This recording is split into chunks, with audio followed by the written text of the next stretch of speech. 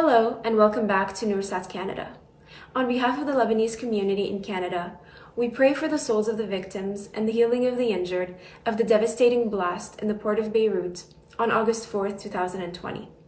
We stand in solidarity with the Lebanese people and with the Noursat team in Lebanon whose offices and studios were severely damaged. Saint Maroun's feast day is one of the main spiritual activities commemorated in the Maronite Eparchy in Canada. Today, we are joined by His Excellency, Bishop Paul Marwan Tabet, for a very special episode in celebration of Saint Maroun's feast day. Bishop Tabet became the Bishop of the Eparchy of Saint Maroun in Canada in 2013 and is currently installed in the Cathedral of Saint Maroun in the city of Montreal. Our discussion today will cover a wide range of topics related to Canada's Maronite community, the Maronite Eparchy, the youth, the impact of the COVID-19 pandemic, and much more. Thank you for being here, Your Excellency. Before we start speaking about the Maronite Eparchy in Canada and its expansion over the years, I would like to start our discussion by talking a little bit about the Maronite presence in Canada. The Maronite emigration is truly remarkable in the sense that such a small community demographically is now present in almost every country around the world. Could you please give us an overview of the community's current presence in Canada? The Maronites arrived to Canada like many of the Eastern people or the Eastern Rite churches at the end of the 19th century, beginning of the 20th century. But the Eparchy of Saint Maroun was indeed organized as an eparchy or as an entity, as a diocese in 1982 when Pope John Paul II erected as a complete diocese. The eparchy is composed today of 22 pastoral entities from the Pacific to the Atlantic. 18 of them are instituted parishes with physical buildings and communities and parish councils, and 6 missions. And we call missions entities that do not have a physical facility or a church, but they are a group of families that are served by one of our priests on an occasional basis, on a regular basis, and they use local churches. I would say that the number of the Maronites in Canada is about 80,000, probably a bit more of that, and they are distributed in the main cities. We can recognize their presence in Montreal, Ottawa, Toronto, Mississauga, Halifax, Windsor, Leamington, London, Oldcastle, Calgary, Edmonton, New Brunswick, Vancouver, Victoria, Charlottetown, PEI, and a couple of other cities. Having talked about the origins of the Canadian Maronite Eparchy and its expansion, I'm sure our viewers are now interested in learning about the participation of Maronite parishes in the Church. How would you define their involvement? It is well known that the Maronites gather around their churches. So in that sense, we see that all our churches in Canada have large numbers of families that attend them. However, the situation in Canada in terms of the weather, from one side, the harsh weather, the other side is the kind of work that the Lebanese have. We see that in Canada, if mother and father do not work, they cannot attend to the needs of their families. Children going to school, youth going to university, the implication in many activities as per the Canadian traditions. This takes away a little bit in the life of some of the families of being a churchgoer on a regular basis.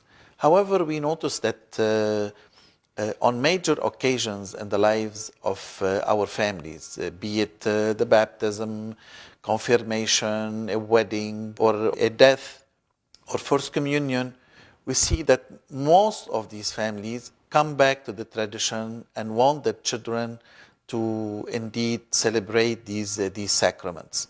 This shows to which extent the Maronites are attached to their church community. So on that sense, what we are trying to do is to create more and more activities where families can really feel implicated and feel involved and feel that they can find a place for themselves and for the children within a church encounter. So far, I would say I am pleased with what we are seeing in this sense, but still a lot of work can go to keep the families closer to our churches. One more point that I did not mention is the space that's in Canada. Some families have to drive on a Sunday 1 hour or 1 hour and a half one way in order to be able to come to a church and attend Mass. They can do it 1 week, they can do it the second week, they cannot do it all the weeks. When they have 3 4 children, they need to wake them up on Sunday and shower them and dress them and put them in a car with 2 meters snow and drive to the church and park and find a place. This is a lot of energy and a lot of work. So we need to take all of these issues into consideration when we speak about implication and involvement of parents in a parish. Bishop Tabet, we understand that participation in religious groups and activities are truly essential to the church, as participants not only learn about their faith, they don't only learn to strengthen their faith, but also learn to share it with others. Since the youth is the future of the Maronite Eparchy in Canada, how are they encouraged to join these social fellowship events and activities? Yes, indeed, the youth are very important to us. I don't spare an occasion without telling our youth that they are the future of the church, and without them, there is no horizon for the continuing of the church and for the survival of our church in Canada. In this sense, regardless the accomplishments that I've made since I arrived to Canada, be it on the pastoral level, spiritual level, administrative, financial, and even construction, my main focus was to indeed motivate the youth to remain part of the church and be implicated. That's why I instituted a yearly convention. We started in 2014. We managed to have it for 4 or 5 years. Lastly was with our patriarch when he was in Canada.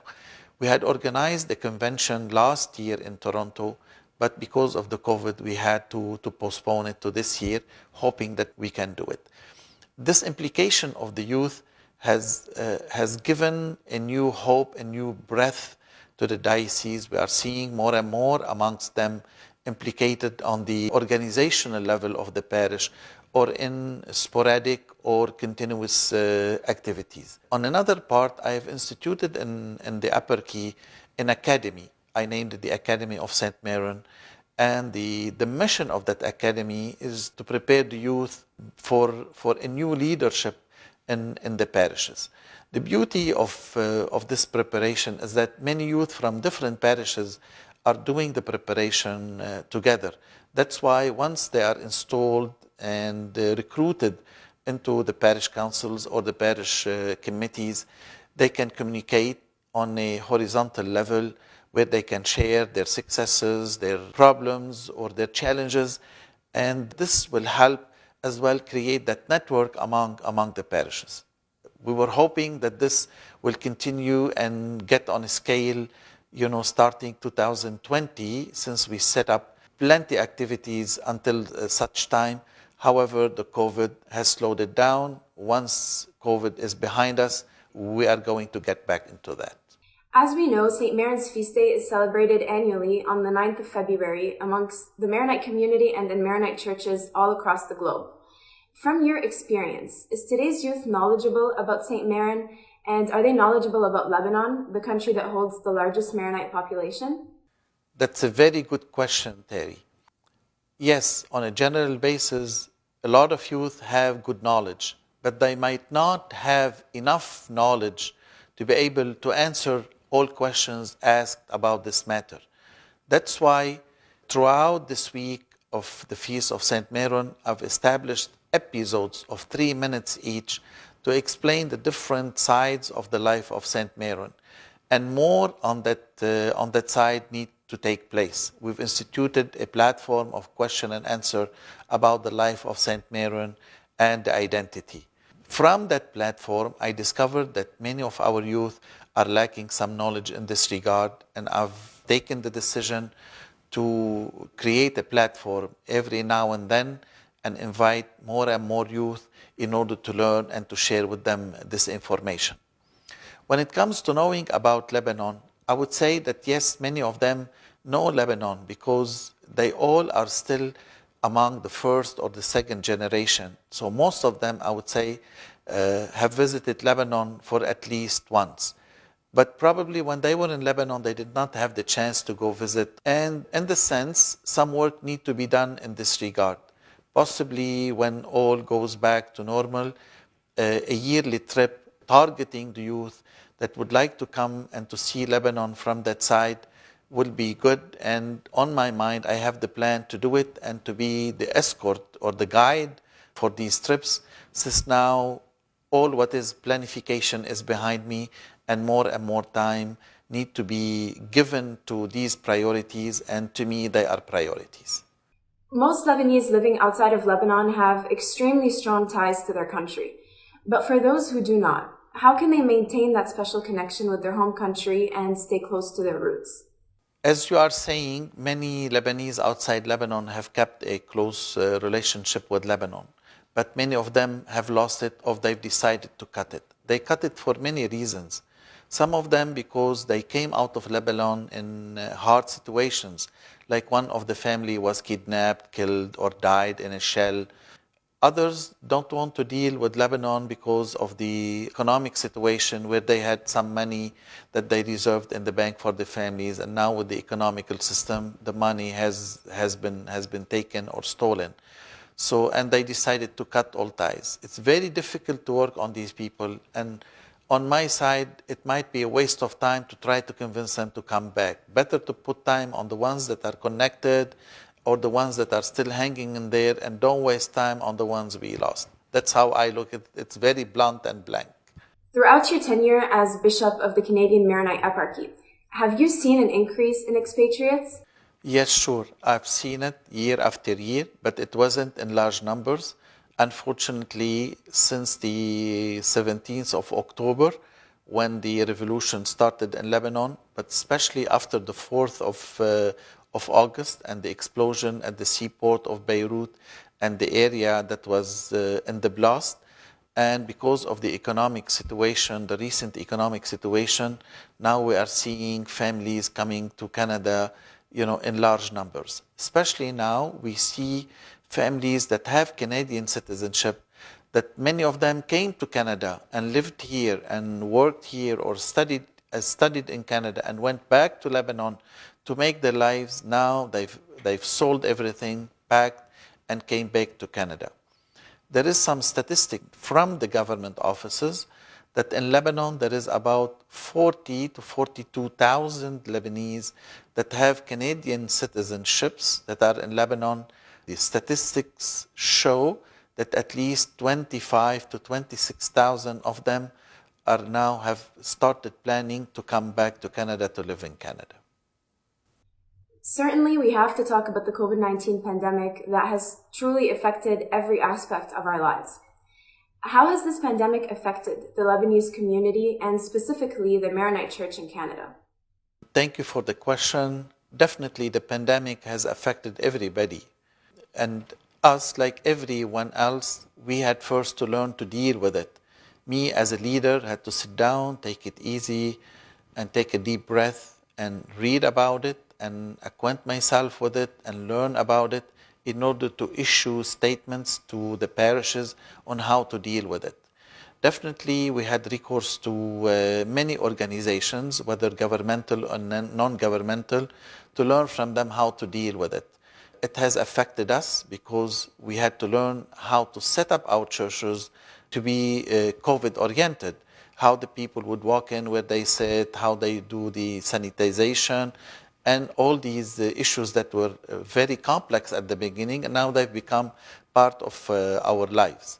However, on the other side, I see that beside the organizational approach to the COVID, I see that the COVID, in some sense, had good effect on many people, where we started seeing that people who never came to church, never attended Mass, never been so religious, now because of the COVID, they started thinking, they thought twice about it, and we see them becoming back and bringing their children, becoming more religious and considering the situation we are in. So COVID, as much as it had a negative side, negative effect, in some sense it had a positive one as well.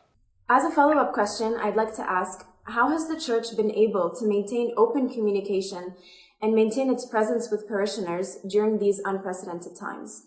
That's another side of the COVID, that we had to sit down and learn to use the technology. That's why with my priest, we sat down and we acquainted ourselves with the new trends of the social media and the technology. We asked the recourse of many friends and parishioners who are very well acquainted with the systems.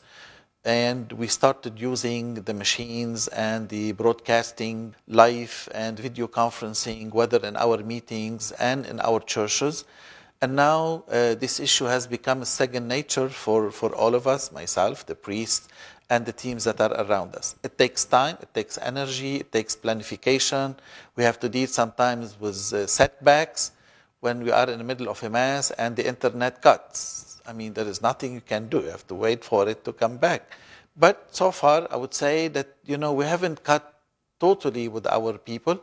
We've tried to do our best. And, when a person does his best, even if there is some shortcomings in the matter, they are forgiven, I would say. But thank God, we are here for our people using the systems that are at hand.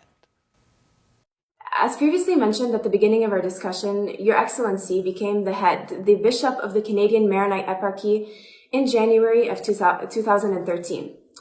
What would you say is the biggest and most prominent achievement since 2013, and have there been any difficulties along the way? I had mentioned before now about the realizations that I made, but I would reiterate and stress the point that my main accomplishment since I came to Canada is to be able to connect with the youth and to tell them face to face that they are the future of our eparchy. A lot of energy and effort I'm putting in the sense to make sure that the future of our church is really organized and is not jeopardized. It's the youth, the conventions, being in touch with them, give them space and role in the life of the church. I would like to conclude our discussion by speaking about the Lenten season as it is fast approaching. What measures will the Maronite Eparchy in Canada be taking during this season, and what message would you like to send to those who are trying to attain holiness in the middle of this pandemic? We have decided this year that for Lent we are going to address the family, since Pope Francis has declared this year the year of the family and the year of Saint Joseph. We have prepared already the homilies and the topics for homilies for the 7 weeks of Lent, with specific attention to the life of Saint Joseph. People who would like to attend holiness have to work on one important issue, is to empty themselves of themselves. The problem of many people that by having sometimes a bit of power or having a bit of money or a bit of knowledge and so on, think they are ruling the world, think that that the world at the set of their feet. They don't know that a little problem that they might have, whether a sickness or an accident or something else, can really destroy their lives. Look at that pandemic. Look at that corona issue. Not the rich or a poor, a doctor or a non-professional, no matter who, we all were touched by it. Unless we empty ourselves of ourselves, we empty ourselves from our interests, from our shortcomings, God will not have a space to come and fill it. When we empty ourselves of ourselves, God will have enough space to fill, and He will fill us with His graces, with His presence. That's my message for this Lenten. The family is a place where members of the family can complete each other, can integrate with each other. And the church community is another place where we can complete each other and integrate with each other. So I'm hoping that through this Lent, when we are still passing through this COVID, people will come back to their senses and give indeed importance to the family and to the presence of the Lord in the life of the family as a pillar of hope and of faith. Thank you, Your Excellency, Bishop Marwan Tabet, for your time and for your wisdom. On behalf of the Maronites in Canada, thank you for your continuous contributions, and thank you for your efforts in keeping Maronites close to their faith during this pandemic. I wish you, and I wish all our listeners, a very happy Saint Maroun feast day. We hope and we pray that we can all celebrate in better times next year. I would like at the end to thank Noursat and all the team for hosting me. I'm hoping that in the future we'll have many other sessions like these and episodes like these to have. Thank you. Thank you for supporting Noursat.